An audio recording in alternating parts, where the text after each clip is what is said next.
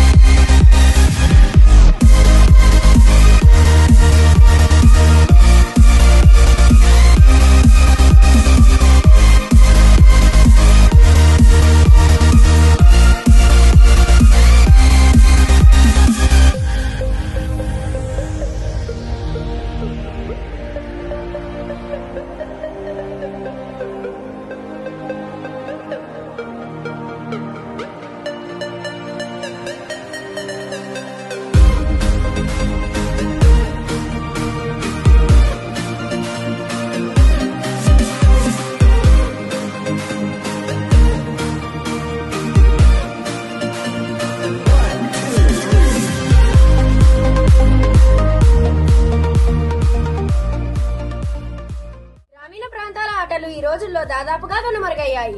ప్రస్తుతం ప్రజలు ఆడే ఆటలు గెలుపోవటంలే లక్ష్యంగా కొన్ని సందర్భాలలో జూదంగా పరిణమించాయి. పిల్లలు మైదానాలకు దూరం అయ్యి సెల్ ఫోన్లతో ఆటలాడుతూ శారీరక వ్యాయామానికి ఎక్కువగా ప్రాధాన్యతను ఇవ్వడం లేదు. పూర్వం గ్రామాలలో ఇలాంటి ఆటలు ఉన్నాయని ఇప్పటి వరకు మనం ఆడి తెలుసుకున్నాం.